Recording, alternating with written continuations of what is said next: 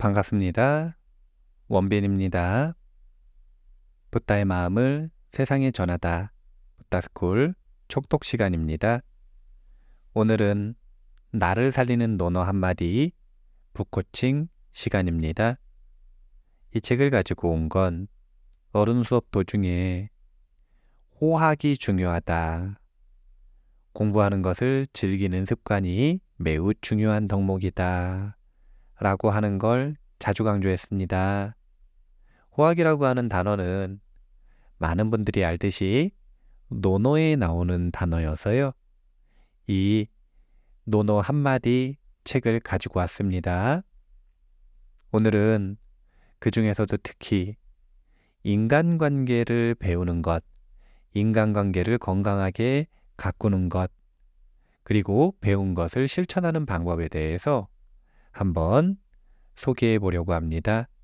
먼저 인간관계의 원칙부터 소개해 드리겠습니다. 인간관계의 원칙 하나는 불각은 불가원입니다. 본문 소개해 드릴게요. 술처럼 달콤한 친구 사이에도 반드시 지켜야 할 선이 있다. 풍우삭 사소의. 자유가 말하길 군왕 곁에 자주 있으면 욕을 당하고 친구 곁에 자주 있으면 소원해진다. 본문 중에 있는 내용입니다. 부처님의 제자들도 불각은 불가원이라고 하는 표현을 자주 씁니다. 스승과 도반가는 함께 해야 하지만 그러면서 동시에 선을 지키고 거리를 유지하는 불가, 근의 원리도 같이 지켜야 합니다. 저는 부부 사이에도 이렇게 해야 한다고 조언을 하고요. 친구 사이에도 동료 사이에도 너무 당연하게 자신만의 공간을 가지고 있어야 한다라고 하는 것을 항상 강조합니다. 왜냐하면 자주 만나면 서로 간에 집착이 생기게 되고 참견하게 되고 뭔가 마음이 상하게 되는 일들이 생기고 그것들을 통제하지 못할 때 원한이 쌓이기 때문입니다. 원한은 친함에서 나온다 라고 하는 것 기억을 해두실 필요가 있고요. 본문 계속 읽어볼게요. 군자의 사귐은 물처럼 담백하고 소인의 사귐은 술처럼 달콤하다는 말이 있다. 소인의 사귐은 너무나도 달콤해서 매일 함께 있어도 시간이 부족한 것처럼 아쉽게 느껴진다. 하지만 그렇게 좋은 시간도 술에 취할 무렵이면 싫어지기 마련이다. 반면 군자의 사귐은 담백한 물과 같다. 진한 향기도 없고 달콤하지도 않지만 순수하고 맑은 물처럼 진실한 관계를 오래 유지할 수 있다. 친구와 단둘이 여행을 떠난 적이 있는가? 친구와 24시간 같이 지내다 보면 다툼이 벌어질 수 있다. 나만의 사적인 시간과 공간이 없기 때문이다. 따라서 친한 친구일수록 적절한 거리를 유지해야 만남이 오래 지속될 수 있다. 어떤 일이 친구의 일이고 어떤 일은 자신의 일인지를 명확하게 구분해야 하며 만일 친구의 일에 어떤 의견을 제시했는데 친구가 반응하지 않는다면 더 이상 참견하는 것을 그만둘 수 있어야 한다. 그 일은 친구의 일인 만큼 스스로 고민하고 결정할 수 있게 돕는 것이 진정한 친구인 것이다. 인간관계가 건강해지려면 자신만의 공간이 있어야 한다라고 하는 건 항상 강조합니다. 그런데 이것을 관계 속에서 보면 어느 정도 거리가 있어야 한다는 뜻입니다. 군자는 세로토닌이 활성화된 뇌의 상태를 유지한다고 합니다. 소인은 도파민과 노르아드레날린이 반복적으로 왔다 갔다 하는 정신 상태를 유지한다고 합니다. 소인이 궁합이 맞고 마음이 맞는 사람과 너무너무 즐겁고 달콤한 이유는 도파민이 분비되기 때문에 그렇습니다. 하지만 도파민이 충분히 분비되고 난 뒤에는 그에 대한 반작용으로 불쾌감, 노르아드레날린이 나오기 마련입니다. 군자는 이런 치우친 마음이었기 때문에 항상 세로토닌이 분비되는 행복하고 편안한 상태를 유지합니다. 그렇기 때문에 너무 좋은 친구와도 함께 있어도 좋고 헤어져도 좋은 마음을 유지하는 것입니다. 불각은 불가원의 원칙입니다. 그래서 오래 사귈 수 있는 거죠. 본문 좀 읽어드릴게요. 친한 친구인가 아닌가를 판단하는 방법이 하나 있다. 어떤 친구와 있다가 말이 끊겼을 때의 조용한 분위기가 어색하다면 그 친구와의 관계는 막역한 사이는 아니다. 정말로 가까운 친구는 말을 하지 않아도 편안한 마음을 느낄 수 있다. 한나절 동안 함께 있으면서 아무 말 없이 각자 책을 읽고 글을 써도 즐겁고 편안할 수 있는 것은 그 친구에 대한 신뢰감이 있기 때문이다. 거꾸로 생각해보자. 친하지 않은 사람과 같이 있을 때 우리는 왜 자꾸 어떤 화제를 찾으려 하는 것일까? 아무 말도 하지 않는다면 상대방을 무시할 수 있다는 오해를 살 수 있다는 우려감 때문이다. 스스로 한번 생각해 보면 마음이 불안할 때 말이 많나요? 아니면 마음이 편안할 때 말이 많아지나요? 물론 말을 잘 못하는 사람은 편안할 때 말을 많이 할 수도 있습니다. 그렇다면 말을 좀 바꿔보죠, 단어를. 하지 않아도 될 말, 쓸데없는 말을 언제 많이 하는가 라고 하는 것을 살펴본다면 우리는 불안할 때, 두려울 때 말이 많아집니다. 누군가와 함께 있는데 말하지 않는 것이 불편해서 말을 많이 해야 한다면 그 사람과는 친한 사이가 아니다. 이렇게 정리하셔도 좋을 것 같습니다. 불각은 불가원의 원칙을 잘 지켜야 합니다. 그럼 불각은 불가원이라고 하더라도 결국은 가까워지는 순간이 있지 않습니까? 그 순간에 어떻게 상대방을 존중하고 사랑해야 은혜를 쌓을 수 있는가? 이 부분 소개해 드릴게요. 4가지 은결, 공손과 공경, 은혜와 의로움, 인생을 풍요롭게 하는 4가지, 군자지 도사원,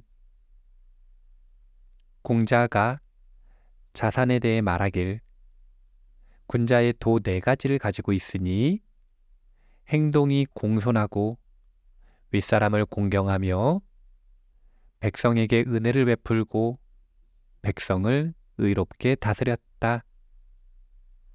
군자에게는 4가지 인간관계에서 꼭 필요한 자산이 있다는 겁니다.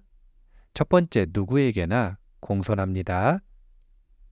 윗사람에겐 공경을 표합니다. 백성들에겐 은혜를 베풀고 그러면서도 소임을 맡았을 때 백성을 의롭게 다스린다라는 것입니다. 본문 소개할게요. 첫 번째 군자의 덕목인 행동이 공손하다라는 것은 태도가 단정하고 상냥하며 차분한 것을 말한다. 두 번째인 윗사람을 공경한다라는 덕목은 말 그대로 윗사람을 존경하고 겸손하게 행동하는 것을 말한다. 세 번째 덕목은 백성에게 은혜를 베푸는 것이다.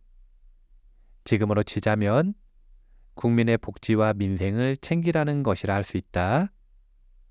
마지막 덕목인 백성을 의롭게 다스렸다라는 것은 나란 일을 위해 백성들을 함부로 동원하지 않았다는 뜻이다. 이렇게 자기 자신이 상대방을 대할 때 기본적인 태도를 어떤 습관으로 가지고 있는가, 상대방을 무시하고 상대방에게 마음을 주지 않고 무관심한 그런 태도를 가지고 있는가? 아니면 상대방에 관심을 주고 상대방을 존중하는 태도로 자비롭게 대하는 그런 태도를 가지고 있는가?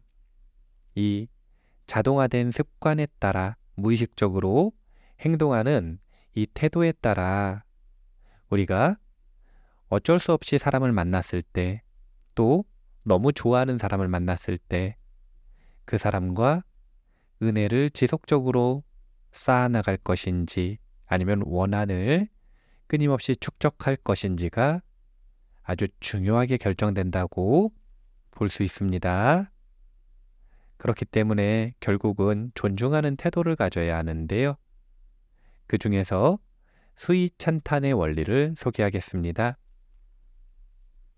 지나친 공손으로 위장한 악마가 아닌 불친절한 천사로 사는 지혜, 교원영색 주공. 공자가 말하길 말을 교묘하게 꾸미고 얼굴빛을 좋게 하고 지나치게 공손한 것을 좌구명이 부끄럽게 생각했다고 하는데 나 또한 부끄럽게 생각한다. 원망을 숨기고 그 사람과 사귀는 것을 좌구명이 부끄럽게 생각했다고 하는데 나 또한 부끄럽게 생각한다. 논어에서 또 아주 유명한 문장이죠. 교원영색이라고 하는 표현. 그런데 이 교원영색이 말 잘하는 것을 비판하는 것처럼 그렇게 해석되는 경향이 있습니다. 그런데 이것은 말을 잘하는 것을 비판하는 것이 아니라 문장의 구조를 놓고 볼 때 원망을 숨기고, 즉 부정적인 속마음을 숨기고 이익을 위해서 말을 교묘하게 꾸미고 얼굴빛을 좋게 하고 지나치게 공손한 것, 이것을 교원영색의 표현으로 말하고 있는 겁니다. 일단 이 오해를 바로잡고 싶었고요. 본문 좀 더 소개해 드릴게요. 말을 교묘하게 꾸미고 얼굴빛을 좋게 하고 지나치게 공손한 것은 웃는 얼굴로 감언 이설을 늘어놓으며 아부를 떨고 굽실거리는 모습을 묘사한다. 한마디로 교원영색을 일삼는 자인데 좌구명은 이런 사람을 좋아하지 않았고 공자 역시 좋아하지 않는다고 말한다. 이어지는 구절. 원망을 숨기고 그 사람과 사귀는 것은 싫어하는 사람이지만 원한을 숨기고 상대방을 잘 대해주는 것을 말한다. 좌구명은 원한을 숨기고 상대방을 잘 대해주는 것을 부끄럽게 생각했는데 공자 역시 좌구명과 마찬가지라고 말하고 있다. 자, 이 문장, 교원영색으로 표현되는 이 논어 한마디에서 공손하게 대하지 말라는 것이 아닙니다. 말을 잘 예쁘게 칭찬하는 말을 하지 말라는 것도 아닙니다. 그것이 아니라 진심이 아닌 것, 이것을 경계하는 겁니다. 그래서 칭찬과 수위 찬탄을 구분하실 줄 알아야 원결이 아니라 은결을 쌓을 수 있습니다. 물론 칭찬은 고래도 춤추게 한다라고 하는 책 제목처럼 많은 사람들이 진심이 담기지 않은 허울뿐인 칭찬이라도 그것이 너무 배가 고프니까 너무 아쉬우니까 즐거워하는 경향이 있습니다. 하지만 칭찬과 수위찬탄은 그 질이 다릅니다. 수위찬탄이라고 하는 단어를 보면 따라 기뻐한다 라고 하는 게 수희고 그것이 너무 감탄스러워서 그 감탄이 밖으로 칭찬으로 나오는 것, 이것이 바로 수위찬탄입니다. 상대방에게서 좋은 면을 바라봐주고 상대방도 모르는 그 장점을 내가 찾아주고 그것을 그냥 알고 있는 것이 아니라 정말 따라 기뻐하면서 감탄스러워하는 마음으로 그 부분을 진심으로 칭찬할 수 있다면 과연 이게 교원 영색이라고 할 수 있는가? 이 부분 먼저 생각해 보실 필요가 있고요. 이것과 더불어 이런 수위 찬탄의 태도야말로 인간관계를 긍정적으로 변화시키는 최고의 약이 될 수 있다. 하지만 복습하자면 그럼에도 불구하고 좋은 관계일수록 선을 지키고 자신만의 영역을 존중해주는, 자신만의 시간을 가질 수 있도록 존중해주는 불가근 불가은의 원칙도 지켜야 합니다. 이처럼 인간관계는 복잡합니다. 이 복잡한 인간관계가 과연 한 번 배운다고 그 모든 것들을 기준을 세울 수 있을까요? 그 기준대로 실천할 수 있을까요? 그렇지 않습니다.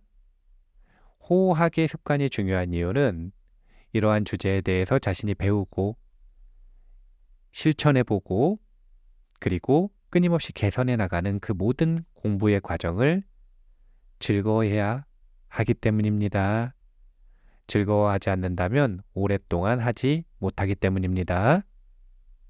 논어 공부를 하실 때마다 호학의 습관을 항상 생각하시면서 공부하시기 바랍니다. 나를 살리는 논어 한마디 북코칭 마무리할게요. 붓다의 마음을 세상에 전하다. 붓다스쿨 촉독 시간이었습니다. 감사합니다.